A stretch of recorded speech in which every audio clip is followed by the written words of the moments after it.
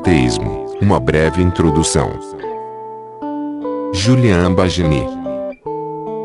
Prefácio.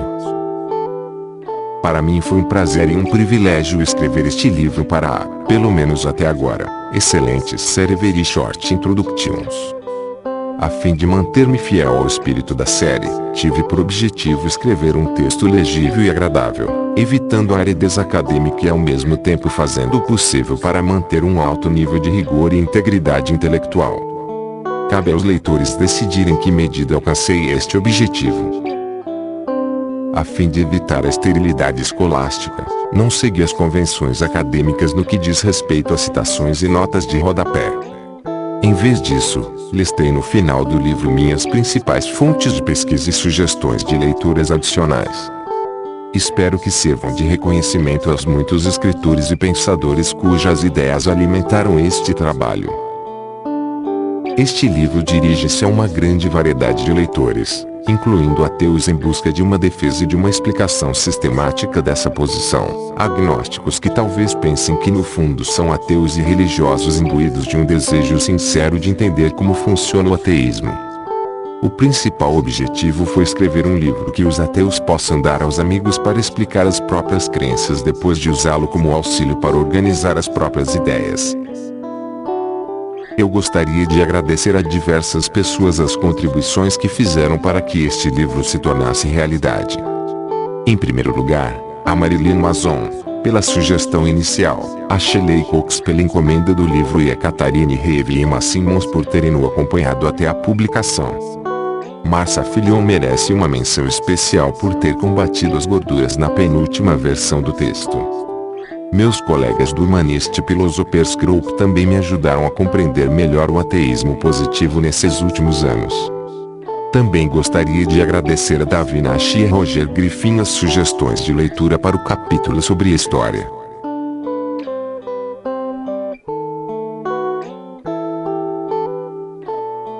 Capítulo 1. O que é o ateísmo? Um passeio pelo lado negro. Quando eu era menino, frequentava uma escola católica. Eu prestaria bons serviços à causa do ateísmo militante se pudesse oferecer relatos das surras administradas pelas freiras e das bolinações promovidas por padres safados, porém essas histórias sensacionalistas não corresponderiam à verdade. Pelo contrário, fui criado em um ambiente religioso ameno e benigno. Meus pais não eram carolas, e a ternura jamais faltou a qualquer um dos meus professores. Não creio que eu traga nenhuma cicatriz profunda da doutrinação sutil praticada na escola, onde as crenças eram instiladas à base de repetições e reforços constantes, e não à base de coerção. Para dizer a verdade, o poder que a igreja exercia sobre mim era muito fraco, sob vários aspectos. Quando passei a estudar em uma escola não católica no ensino médio, logo adotei o metodismo, e ao terminar os estudos eu tinha abandonado de vez a fé religiosa. Eu havia me tornado um ateu, uma pessoa que não acredita na existência de Deus ou de deuses. Porém, mesmo essa forma sutil de educação religiosa teve certos efeitos a longo prazo. Quando eu estava no ensino primário, a simples menção da palavra ateu conjurava imagens sombrias de um vulto sinistro, maléfico e ameaçador. A crença em Deus e a obediência à vontade divina eram partes integrantes da nossa concepção da bondade, e portanto qualquer crença que rejeitasse Deus era por definição oposta ao bem. Os ateus só poderiam estar no lado negro. Claro, hoje eu não compartilho de nenhuma das crenças que fazem parte dessa visão estéril do ateísmo e dos supostos perigos que representa. A bondade e a crença em Deus são, para mim, duas coisas totalmente independentes, e o ateísmo, quando entendido da maneira correta, é uma visão de mundo positiva. Mesmo assim, quando penso na palavra ateu, percebo resquícios da mácula que esses mentores católicos lhe impingiram. Em um nível puramente emocional, eles conseguiram estabelecer uma associação entre o ateísmo e tudo que é sinistro, negativo e maléfico. Hoje essa mácula não passa de um resíduo, quase imperceptível à minha mente consciente. Mesmo assim, ela não pode ser removida por completo, e muitas vezes a minha atenção volta assim involuntariamente a essa palavra, como o olho costuma ser atraído por um defeito quase imperceptível que, depois de visto, não pode mais ser esquecido. Minha experiência poderia ser um caso especial, e talvez nos detalhes outras pessoas pudessem descobrir semelhanças com suas próprias vidas. No entanto, acredito que em um determinado aspecto a minha experiência não tem nada de especial. Nós, humanos, muitas vezes dizemos que é a nossa capacidade de pensar o que nos distingue dos outros animais. Somos Homo sapiens, hominídeos pensantes, e a capacidade racional é nossa marca distintiva e nossa característica mais importante. Mesmo assim, não somos totalmente irracionais. E não me refiro apenas à força de nossos ímpetos e desejos irracionais ou não racionais, nossa própria maneira de pensar é repleta de emoção. Esses sentimentos moldam os nossos pensamentos, muitas vezes sem que nos demos conta. Chamo atenção para o fato porque este livro trata quase exclusivamente da argumentação racional em defesa do ateísmo. Quanto a isso não peço desculpas. Se queremos argumentar a favor de um determinado ponto de vista, o melhor a fazer é apelar para razões e argumentos capazes de nos oferecer o embasamento mais amplo possível. No entanto, também sei que não entramos nessas discussões racionais com a mente vazia e aberta. Trazemos junto preconceitos, temores e opiniões formadas. Às vezes essas coisas não têm fundamento algum na razão, o que lhes confere uma certa imunidade ao poder da argumentação racional. Não é diferente no caso do ateísmo, um tema que poucos leitores vão encarar de maneira neutra. Tenho a impressão de que muitos leitores, mesmo os que rejeitaram a religião, devem fazer mais associações negativas do que positivas em relação ao ateísmo. Essa é uma observação importante, porque essas associações podem interferir na clareza do pensamento e nos levar a fazer julgamentos precipitados e a rejeitar outros argumentos sem nenhuma razão plausível. Se você está convicto de que os ateus são pessoas tristes, pessimistas e amorais, quaisquer argumentos racionais em contrário podem encontrar uma profunda resistência psicológica. A influência desses sentimentos pode ser muito forte, e não há como fazê-los sumir de repente. Mas podemos conscientizar-nos de que existem e fazer todo o possível a fim de compensá-los. Neste livro tento demonstrar que, em vários aspectos, o ateísmo não é o que as pessoas imaginam. Para que o assunto seja avaliado da maneira mais isenta possível, peço que você tente deixar de lado quaisquer preconceitos sombrios que possa nutrir em relação ao ateísmo e tente julgar apenas o mérito dos meus argumentos. A definição do ateísmo. Na verdade é muito fácil definir o ateísmo, é a descrença na existência de Deus ou deuses. Deste ponto em diante, vou me referir apenas à crença em Deus, mas todos os argumentos do livro se aplicam de maneira idêntica a crenças monoteístas e politeístas. No entanto, muita gente pensa que os ateus acreditam que não existe Deus nem moralidade, ou que não existe Deus nenhum sentido para a vida, ou ainda que não existe Deus nem bondade humana. Conforme veremos a seguir, não há nada que impeça os ateus de acreditar na moralidade, em um sentido para a vida ou na bondade humana. O ateísmo só é extrinsecamente negativo quando trata da crença em Deus. Portanto, é capaz de apresentar tantas visões positivas sobre os outros aspectos da vida quanto qualquer outra crença. Existe apenas um caso em que a negatividade da crença dos ateus estende-se para além da existência de Deus. A rejeição da crença em Deus em geral vem acompanhada por uma rejeição mais ampla de toda e qualquer realidade sobrenatural ou transcendental. Em geral, os ateus não acreditam na existência de uma alma imortal nem na vida depois da morte nem em fantasmas ou poderes sobrenaturais. Embora a rigor um ateu pudesse acreditar em qualquer uma dessas coisas e mesmo assim permanecer ateu, por razões que ficarão claras mais adiante, os argumentos que sustentam o ateísmo tendem naturalmente a excluir outras crenças em eventos sobrenaturais ou transcendentais. O ateísmo opõe-se não apenas ao teísmo e a outras formas de crença em Deus, mas também ao agnosticismo, a suspensão da crença ou da descrença em Deus. Os agnósticos afirmam que não podemos saber se Deus existe ou não, então a única opção racional é suspender o julgamento. Para o agnóstico, tanto o teísta como o ateísta vão longe demais afirmando ou negando, respectivamente, a existência de Deus. Simplesmente não dispomos de evidências ou de argumentos suficientes para justificar qualquer uma dessas posições.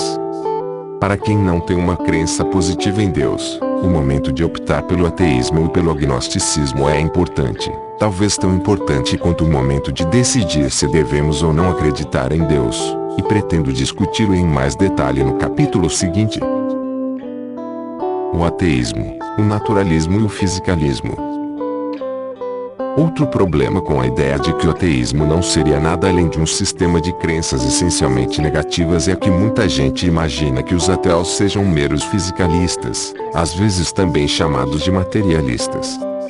O fisicalismo mais primitivo afirma que as únicas coisas que existem são os objetos materiais. Uma versão um pouco menos primitiva afirma que apenas os objetos das ciências físicas, física, química e biologia, existem. A importância dessa segunda formulação é que certas forças fundamentais da física não parecem ser objetos materiais no sentido corriqueiro da palavra, embora nenhum fisicalista negue que existam. A maioria dos ateus são fisicalistas apenas em um sentido genérico. Em outras palavras, o ateísmo é motivado apenas em parte pelo naturalismo, a crença segundo a qual existe apenas o mundo natural e nenhum mundo sobrenatural. Devíamos chamar essa crença de naturalismo com N minúsculo para distingui-la de certas versões do naturalismo filosófico que fazem asserções muito mais fortes e muito mais específicas. Acredito que essa forma de naturalismo esteja na essência do ateísmo. Esse tipo de naturalismo se adapta confortavelmente à forma de fisicalismo que combina as asserções naturalistas com a asserção extra de que o nosso mundo apresenta uma natureza essencialmente física. No entanto, como o fisicalismo exige essa asserção extra, não podemos supor que os ateus naturalistas sejam necessariamente fisicalistas. Mesmo que sejam, precisamos entender que a frase natureza essencialmente física pode ser compreendida de várias maneiras e com diferentes implicações. Uma forma de compreender essa asserção é dizer que trata de substâncias, da matéria de que todas as coisas são feitas. Essa vertente do fisicalismo afirma que a única matéria existente é a matéria física. Não existem almas não físicas nem espíritos ou ideias. Essa é uma versão do fisicalismo a que muitos, se não a maioria, dos ateus subscreveriam. Porém existe uma visão mais forte, chamada de materialismo eliminativo. Nessa perspectiva, não apenas a única matéria existente é a matéria física, mas tudo que não é matéria física na verdade não existe. Assim, não existiriam coisas como pensamentos ou ideias. O materialismo eliminativo é difícil de engolir porque exige a negação de muitas coisas nas quais parece necessário acreditar. Como vamos negar a existência da mente quando a existência dessa própria mente parece ser uma característica tão central da nossa própria existência? Muitos críticos do ateísmo parecem imaginar que os ateus são fisicalistas, uma suposição em muitos casos verdadeira, e que fisicalismo é o mesmo que fisicalismo eliminativo, uma falácia lógica. Assim, vale-se do evidente absurdo do materialismo eliminativo para fazer uma reductio ad absurdum da crença ateísta. Dito de maneira simples, os ateus são representados como nihilistas que não apenas negam a existência de Deus mas também a existência de qualquer coisa além dos objetos físicos. Uma existência tão empobrecida teria poucos atrativos. Porém o fisicalismo não implica necessariamente o materialismo eliminativo. Tudo o que o fisicalismo afirma é que a única matéria existente é a matéria física. Isso não significa, por exemplo, que a mente não exista. Significa apenas que a mente, o que quer que seja, não é matéria física. Pensar o contrário é incorrer no que Gilbert Ryle chamou de erro categórico. O erro é pensar na mente e na matéria como duas variedades diferentes de uma única categoria, matéria. Trata-se de uma concepção falsa. Dentro da minha cabeça não existem dois tipos de matéria: a matéria mental, minha mente, e a matéria física, meu cérebro, que trabalham em conjunto. Para um fisicalista, existe apenas um amontoado de matéria dentro da minha cabeça, o meu cérebro. É verdadeiro, em um sentido muito importante, dizer que tenho uma mente que sou capaz de formar pensamentos e de ter uma consciência. Mas incorro em erro se acho que acreditar que a afirmação eu tenho uma mente implica dizer que sou em parte constituído por uma substância mental não material. Se isso parecer complicado, pense no amor. Ninguém acha que o amor seja um tipo especial de substância, que exista matéria física e a matéria do amor. Tampouco se poderia pensar que o amor seja um objeto físico. Mesmo assim, muita gente acredita no amor, sente amor, dá amor e assim por diante. O amor é real, mas não é uma substância.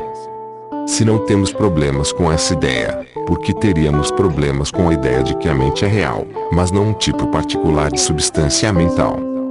Muitas coisas reais não são coisas no mesmo sentido de um punhado de matéria, e essa constatação não encerra nenhum mistério metafísico. Estas são águas filosóficas bastante profundas nas quais podemos apenas molhar os pés. Por ora, pretendo apenas enfatizar que os ateus não renegam tudo o que não seja físico, se por físico entendemos uma substância física. O que a maioria dos ateus acredita é que, embora exista apenas um tipo de matéria no universo e essa matéria seja física, é dela que vem nossa mente, nossa beleza, nossas emoções e nossos valores morais, em suma, toda a gama de fenômenos que enriquece a vida humana. É preciso lembrar que boa parte do ateísmo origina-se não das asserções específicas do fisicalismo, mas das asserções mais amplas do naturalismo. Basta lembrar que o mundo natural é o ambiente natural da consciência, da emoção e da beleza, e não apenas dos átomos e das forças físicas fundamentais. Mais uma vez, a moral da história é que os ateus negam a existência de Deus, mas nem por isso negam a existência de outras coisas. Uma defesa do ateísmo. Meu principal objetivo com este livro é apresentar uma defesa do ateísmo que faça mais do que simplesmente enxovalhar a crença religiosa. Em outras palavras, espero discutir não apenas porque não devemos ser teístas, mas também porque devemos ser ateus. Muitos críticos do ateísmo dirão que isso é impossível, uma vez que o ateísmo é um parasita da religião. A evidência estaria no próprio nome. Ateísmo é ateísmo, a negação da crença ateísta. Portanto, o ateísmo seria por definição um conceito negativo que depende da existência das mesmas crenças religiosas que rejeita. Penso que essa é uma visão profundamente equivocada. A plausibilidade inicial baseia-se em uma premissa grosseira de raciocínio falho que podemos chamar de falácia etimológica. Trata-se de um equívoco que consiste em pensar que podemos entender melhor o significado de uma palavra se entendermos sua origem. Mas claro que isso nem sempre é verdade. Para dar um exemplo, a palavra filosofia vem do grego e significa amor à sabedoria. Mesmo assim, não é possível entender o que é a filosofia hoje conhecendo apenas esse fato etimológico. Da mesma forma, se você entra em um restaurante italiano sabendo apenas que capelletti significa literalmente chapeuzinhos, não tem uma ideia muito clara do que vai acabar comendo se pedir esse prato. Assim, o simples fato de que a palavra ateísmo seja construída como uma negação do teísmo não basta para demonstrar que se trata de um conceito negativo. Deixando a etimologia de lado, podemos ver que essa visão negativa do ateísmo não é mais do que um acidente histórico. Preste atenção nesta história, que começa com fatos e termina com ficção. Na Escócia existe um lago profundo chamado Loch Ness. Muita gente na Escócia, com certeza a maioria dos habitantes do país, acredita que esse lago é apenas mais um como tantos outros. As crenças que nutrem em relação ao lago são o que poderíamos chamar de normais. Mas isso não significa que essas pessoas não tenham nenhuma crença particular. Simplesmente as crenças que têm são tão comuns que dispensam qualquer tipo de elucidação. Acreditam que o lago é um fenômeno natural de um certo tamanho, que peixes vivem lá dentro e assim por diante. No entanto, certas pessoas acreditam que o lago esconde uma estranha criatura conhecida como monstro de Loch Ness. Muita gente afirma ter visto o monstro, embora nenhuma evidência de que exista tenha sido apresentada. Até aqui nossa história baseia-se em fatos. Agora vamos imaginar como poderia seguir adiante. O número de pessoas que acreditam no monstro começa a aumentar. Logo uma palavra surge para designá-los, passam a ser chamados de maneira um pouco jocosa de nécicos. Muitos nomes de religiões começaram como apelidos jocosos. Metodista, quaker e até mesmo cristão começaram assim. No entanto, o número de nécicos continua a aumentar e o nome deixa de ser uma piada. Apesar da falta de evidências que levem a crer na existência do monstro, logo normal é ser nécico, e as pessoas antes consideradas normais passam a ser minoria. Logo elas ganham um nome próprio, anécicos, aqueles que não acreditam no monstro. Seria verdadeiro dizer que as crenças dos anécicos dependem das crenças nécicas para existir? Isso não pode ser verdade, porque as crenças do anécicos são mais antigas do que as crenças dos nécicos. Mesmo assim, o essencial não é a cronologia. O essencial é que os anécicos teriam as mesmas crenças mesmo que os nécicos nunca tivessem existido. O surgimento dos nécicos simplesmente daria nome a um conjunto de crenças que sempre existiu, mas era considerado tão comum que não precisava de um nome especial. 1. Por acaso as pessoas que não acreditam nesta criatura estão sendo negativas? A moral da história deve estar clara. Os ateus têm uma visão de mundo que inclui diversas crenças a respeito do mundo e das coisas que nele se encontram. Os teístas dizem que existe algo mais, Deus. Se os teístas não existissem, os ateus continuariam a existir, mas talvez não tivessem um nome especial. Porém, como o teísmo predomina em nosso mundo por conta das inúmeras pessoas que acreditam em Deus ou em deuses, o ateísmo passou a ser definido como o oposto do teísmo. Mesmo assim, o ateísmo não depende da religião mais do que as crenças dos anécicos dependem das crenças dos nécicos. O absurdo de alardear que o ateísmo é um parasita da crença religiosa talvez pareça mais evidente se considerarmos o que aconteceria se todo mundo deixasse de acreditar em Deus. Se o ateísmo dependesse da religião, certamente não poderia existir sem ela. Porém, na verdade, esse mundo imaginado seria o triunfo do ateísmo, e não uma derrota. O ateísmo não precisa da religião mais do que os próprios ateus. Buzine se for ateu. Em resumo, o objetivo deste livro é apresentar uma visão positiva do ateísmo, que não cometa o engano de achar que o ateísmo possa existir apenas como um rival parasita do teísmo, ou que o ateísmo é essencialmente negativo em relação a uma série de crenças além das que dizem respeito à existência de Deus. O ateísmo não é essencialmente negativo em nenhum desses sentidos. Os ateus podem ser apenas indiferentes, e não hostis à crença religiosa. Podem ser mais sensíveis a experiências estéticas, ter valores morais mais elevados e ser mais ligados à natureza do que muitos teístas. Os ateus não têm mais razões para se deprimir ou para abraçar o pessimismo do que as pessoas religiosas. Mesmo assim, não quero cair na armadilha de pintar um retrato cor-de-rosa do ateísmo na tentativa de corrigir preconceitos. Muitos ateus se veem como realistas. O ateísmo é apenas uma parte da vontade de encarar o mundo de frente, sem recorrer a superstições ou a ficções reconfortantes sobre uma vida após a morte ou sobre uma força benevolente que nos protege. Esse grau de realismo nos obriga a aceitar que muito do que acontece no mundo é desagradável. Coisas ruins acontecem, as pessoas levam vidas miseráveis e você nunca sabe quando o acaso, e não o destino, pode intervir para mudar a sua própria vida, seja para o bem ou para o mal. Por conta disso, muitos ateístas tendem a considerar a alegria incansável e cega um anátema. Os ateus veem uma certa dose de humor negro nos adesivos de carro usados pelos evangélicos que dizem buzine se você ama Jesus. Esse adesivo é ao mesmo tempo cômico e deprimente porque reflete a alegre confiança dos religiosos que precisam lembrar a si mesmos da própria crença religiosa para sentirem-se melhor em relação ao mundo.